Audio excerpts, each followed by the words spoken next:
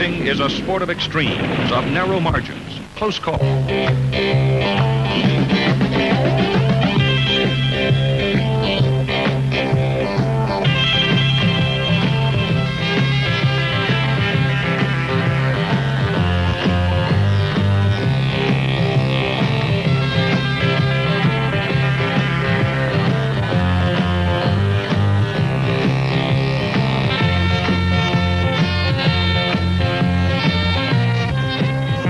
Look at drag racing from a distance, you'll see plastic toys all alike.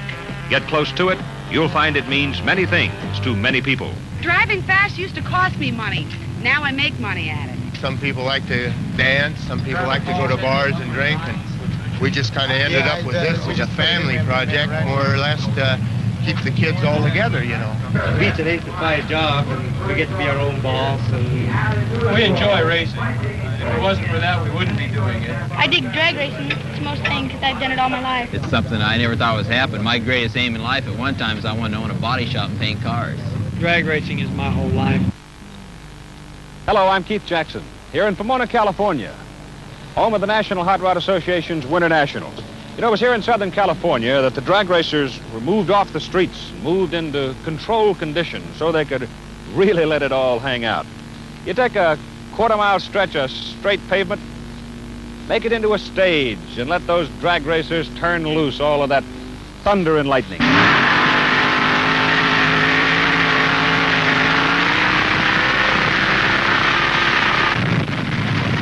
Time is the essence of drag racing, precious fractions of a second. Most of the drag racers say, I don't race the man, I race the clock. Ha! You take Big Daddy Don Garlits and put him against the snake Don Prudhomme. You've got something special, man to man. These two hot shoes are at the top of their trade, masters of the hybrid speed machine, the AA fuel dragster, a slim missile-like vehicle that defies a lot of practical factors. Don Garlits is a master builder and innovator. This is my rear-engine top fuel dragster, cost of which about $15,000 to produce it. Powered by a 1971 Dodge Hemi engine, supercharged, injected, produces about 1,800 horsepower. The section right here on the car is where the driver sits. This is what we mean by rear engine. The engine is behind the driver. Down in here we have the compartment where the driver's feet go. We have a steering wheel, a handbrake, parachute release, a fuel safety valve to cut the fuel off in case of a fire, one gauge gives us the oil pressure of the engine, and a switch that activates the magneto. This is the clutch pedal, and this is the accelerator pedal, which is like the gas pedal on your normal car. And up here we have the fuel tank, which has a capacity of 5 gallons, which is all that's necessary to make a quarter-mile run. It's a very simple machine. It's the basics. It's all you need, just whatever it takes to get from point A to point B. Comparison, the AA fuel dragster and the family car. Dragster, at least a horsepower for every pound. Family car, 1 horsepower every 20 pounds. Dragster, 240 miles an hour plus at the end of a quarter-mile strip, or 2 city blocks in just over 6 seconds. Family car, 75 miles an hour in 20 seconds. Comparison, old-style front engine against the new rear engine car. Driver in front of the rear engine, obviously safer. New machine lighter, shorter, faster. Better horsepower to weight ratio out of the new rear engine machine. Had a bad accident in Long Beach in 1970, and it was in a slingshot. And while I was in the hospital, I decided that I was going to try something different, and I thought I'd try the rear engine. I didn't really expect it to be the fastest or the quickest, but I was looking for the safety of being up in front of the engine, and it's a very quick car out of the gate. It's a little harder to drive at times because the driver is the last one to know of any problems. 1,800 fiery horsepower, gulping volatile nitromethane fuel. Don Prudhomme also has strong feelings about rear-engine dragsters. You get down to some runs, and you're sitting in the back of this thing. You're sitting actually behind a bomb. Don Prudhomme has ridden with the bomb September 1970 NHRA Nationals Indianapolis Raceway Park. 2 slingshot dragsters. I was there for ABC. The near lane, Don Prudhomme. The far lane, Jim Nickel. They are both staged.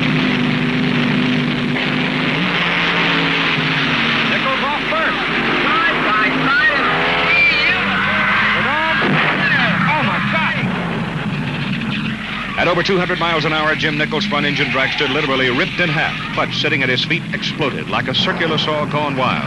A drag strip nightmare. Don Prudhomme saw it all, felt the anguish. You're on. I think I'm quit. Oh my God, I see that car go by. I couldn't believe it. There was no back. There's no back section on it or nothing. Prudhomme thought his friend was dead, but Jim Nickel went to the banquet that same night. At the time, I thought of quitting, but it's gets into your blood. You know, it's really hard to get away from. In my opinion, my rear-engine dragster is the safest dragster in the sport. I wouldn't be riding it if it wasn't, because I got no intentions of dying. I got a lot of racing to do. Every segment of motorsports has its own personality, if you will. In drag racing, you can devote years to putting a piece of equipment together, preparing yourself, waiting in line to get to the starting line. Once you're given the green light, the whole thing can be over for you in just a little more than 6 seconds. Most people, like a spectator, would only think of the 6.5 seconds as the competition, but the competition for me starts like right now in this tech line. Don Garlits, big daddy of the sport, outspoken, wise by experience, argues his rear-engine dragster does not need a blower belt cover. He wins the argument. Well, the fire's all back here. That's right. I mean, now here you know, you might have a bad enough fire here to burn that through. That's a good idea. We all agree. Okay. Looks good. But you know, I know it's one rule to try to cover a multitude of cars, which is very difficult. Slingshot should have it. If we had everything in here, the book would be that It'd be as thick as a Webster's. Just a little extra harassment. Well, I find that the biggest problem with the technical inspection is the fact that you've got the people that build these cars, the chassis builders, which I'm one of. They come through these technical inspections, and the people that are inspecting them, 9 times out of 10, don't even know what the drag racing's all about from the position that we set in. They're trying to keep it safe for us, no doubt, but they're always looking at the wrong end of the horse, I feel. Garlits and Prudhomme will disagree at tech inspection because they build their own machines. I like the mechanical part of it. I like to build the cars and the engines and then go out and test them and make improvements from week to week, make changes. The driving, I enjoy the driving too, but I think that's secondary. I decided that I was the hot setup as a driver, and I could drive anything and make it win races and go fast and quick. But that isn't the case. I got my own car. I soon found out that it takes a plenty good engine to win races, and I'm fairly good at working on the engines now. At least I think I'm good as anybody can find. But the engine, I would say, plays at least 80% of the performance of the car in winning races and so on. The engine, 80%? True. Only if you're one of the best. You know, your husband does the same thing. They work on their own cars. Right. That means so much. It's not like having somebody that may or may not know just what they're doing. The wives of the best worry like all racing wives everywhere. Pat Garlits, Lynn Prudhomme. But I think the answer is the same for all racers' wives. It's something that, you know, it's just as much a part of your life as your husband is, and you just grow to live with it. Right. And the fear, of course, I know I always have that little nagging fear in the back of my mind, but that's where I try to keep it. Right, you have to, because they're doing what they want. I'm a nervous wreck all the time. From the time I get to the races, I'm just completely uptight. There was a while, for about a year, when he wasn't racing regularly. He had a ride, and he was driving, but just occasionally. And I think that was the hardest year of our marriage, because he wasn't happy, so he couldn't make me happy. Right. I know Don and I have been talking about getting a house where he can keep his cars right on the property. And I'm sure it would make all the difference in our life. Just to be able to have dinner together would be wonderful. Maybe one night a week we'll have dinner together, unless I drive down to Southgate and have dinner with him, which is usually a hamburger. So I think it would be great to have the cars right at the house. It is. I'd like that one of these days. Ladies and gentlemen, the 2 top names in the drag racing sport, Don the Snake Prudhomme and Don Garlits, side by side in qualifying here at the Winter Nationals. This rarely happens. Bleach and chemicals poured on the pavement for the burnout. Hot tires laying down paths of fresh, sticky rubber. A quicker starting surface on Pomona's green track. Used but once a year for drag racing. Final run of NH3 National Event.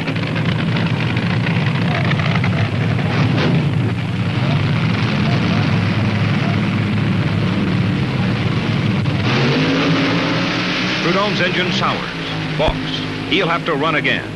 Garlits drives his way into the top 32 as the fastest qualifier. You bet. I had plenty of adrenaline going that time. Didn't want that snake beating me. With a sick engine, time slips by. The thrashing begins in Prudhomme's pit. If he can't get it right, the snake will miss the Winter Nationals. Again, staged. He's ready to run for qualification on the near side. Again, Prudhomme's engine fails him.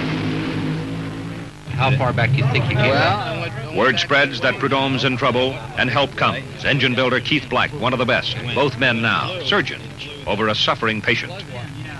Blew the pop off it, bang, and it knocked the wires into the belt here. If they could pull all the wires out of it, too. I rate him as one of the top competitors out here, if not the top. He's always able to come through in the race with what it takes. I mean, I pay no attention to how he time trials. As long as he gets in the program. Of course, he's not in the program yet. He's got a problem right now. He's got to get back in that line and get another run in.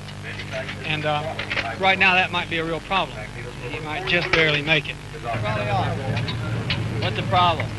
Time running out for Don Prudhomme. The thrashing continues as darkness creeps across the horizon. With the last gasp of daylight, the snake prepares for one last shot at qualifying. Don the Snake Prudhomme. Baker's 12th annual Winter National Stop Motorracing. And we're going to get the answer right now. And he's off. A tremendous charge.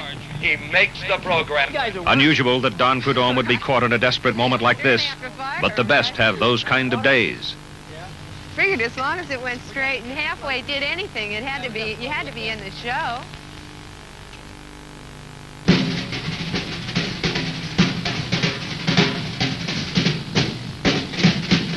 Sunday morning, the arrival, the parade, the Winter National segment of drag racing's 5 million annual spectators who would plug their ears and turn away from a jackhammer blast on the sidewalk, but can't get close enough to the ground-shaking bellow and scream of dragsters hot off the line. Compared to what they're about to hear, the rattle of city's traffic's a soft whisper, the amplified rock concert a soothing melody. They come to listen, feel, sense the tremble in their bones, to smell and taste eye-burning exhaust, the quick, sharp reek of nitromethane fumes in the country air. Time, the first race, first round of Top Fuel eliminations. Big Daddy Don Garlits against past Winter Nationals champion James Warren. Moving up to the line, Garlits saying the track is still too slick. Worries there's not enough rubber down for good traction. Garlits, near side, stage, ready.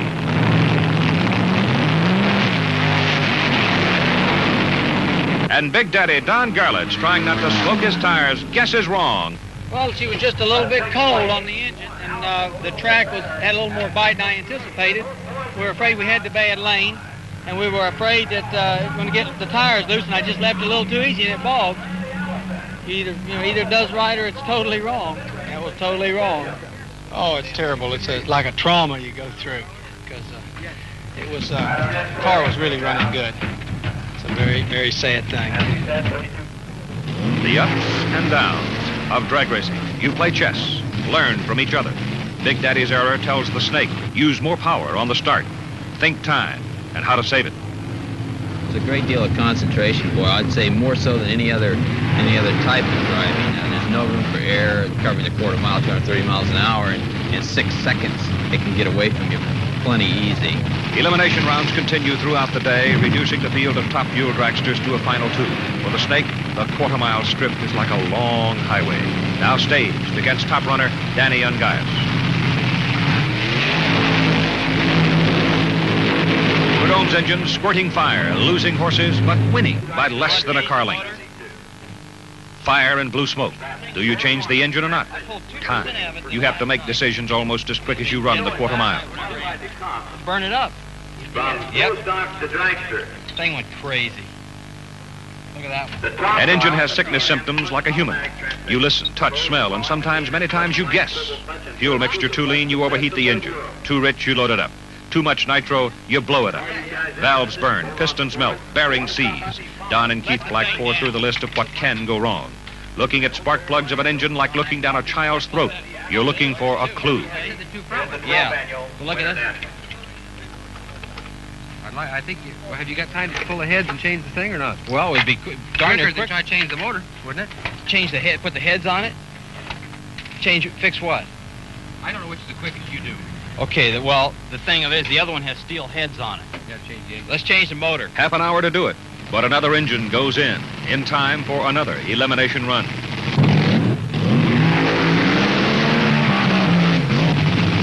Big Daddy makes an 11th hour appearance on foot.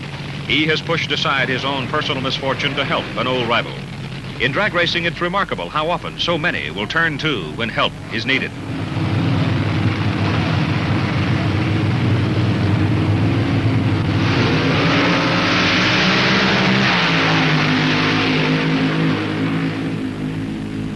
A last-second shutdown, but Prudhomme wins again.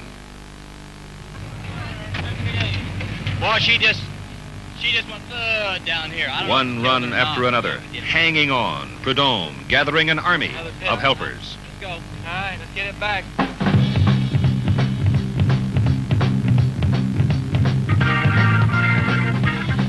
Leaving Prudhomme to repair yet another engine, let's look at the drag racer's world. A carnival of people, sound, color, good vibrations.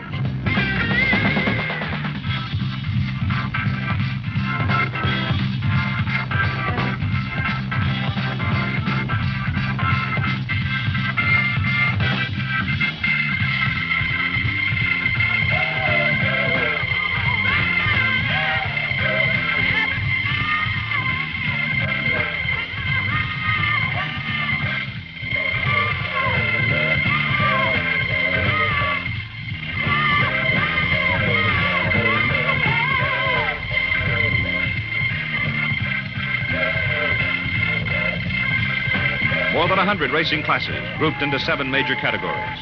This is drag racing in the 70s, and the mood that embraces it. Like a piece of rock music on wheels, the funny car grows in popularity. You work inside the funny with noise and tire smoke. They're quick, erratic, plastic bodies on a shorter wheelbase than a dragster, but just as much power. A real bear to handle.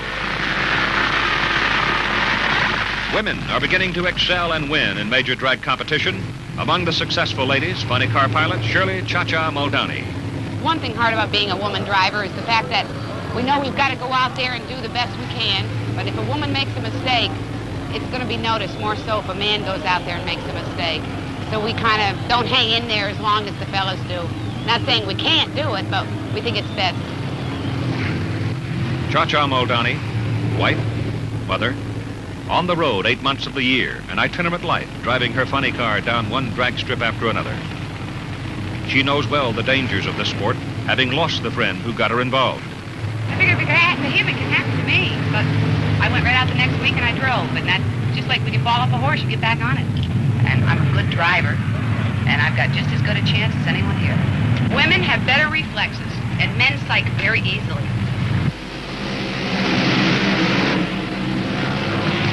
It's a surprise to find a woman sitting in a funny car, talking racing, man to man. I'm digging that foot shifter, Connie. But I pre-staged the car, and then I put my foot right up there. Cha-Cha's racing partner, the bounty hunter, Connie Coletta. Remember, if you come up on it, you'll smoke the band right out of that two-speed. That's the only way you can do it. Well, I get my heel on it. All right, now look it. You said yesterday at the brakes you couldn't slide the tires. No. In a burnout. Not on the All burnout. Right. You know, that's one thing we'll have to talk with John about. He should be out here after a while.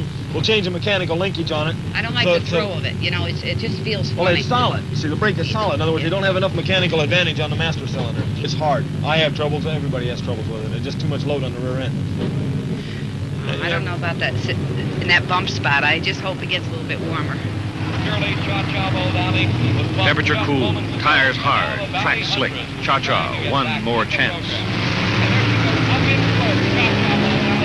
Last qualifying attempt down the drain, unable to find traction off the line here at the Pomona Fairgrounds. Hooked up beautiful on the dry burnout. It hooked up beautiful, and then it just started to go. So I stopped and it backed up. Gripped it, and she just boiled it. So goes the changing face of drag racing. It may well be the liberated woman's most outrageous, unexpected triumph. Time after he wins this round, we let the water out. Then you goop it all up with a yellow stuff. See, that'll keep the water in there. Eliminations continue. The quarterfinals just around the tick of the clock. Don Prudhomme has it all laid out with a lot of help from his friends, including Big Daddy Don Garlits. The next time the snake will owe me one. See if I need an engine change. Right. The idea he's pushed his luck, begged fate, borrowed time never enters Prudhomme's head. He's able to answer the call one more time. Gary Cochran now up against the snake, and like 'em all, he wants to beat him.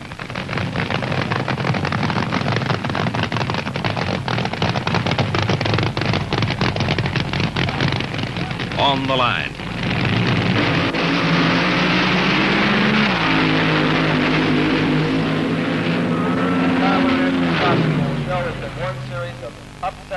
The snap of a parachute ends the run, and no moment is as lonely as when you lose. Yeah, it just didn't hold. The tires didn't hold. It just went up in smoke. Working continually for 4 long days, the snake has come up a loser.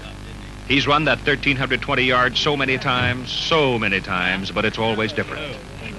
So was I. I was hoping he'd shut off, or something. He didn't. It hurts. It hurt her, too. Too much throttle on Pomona's slick track. He simply broke loose at the wrong moment.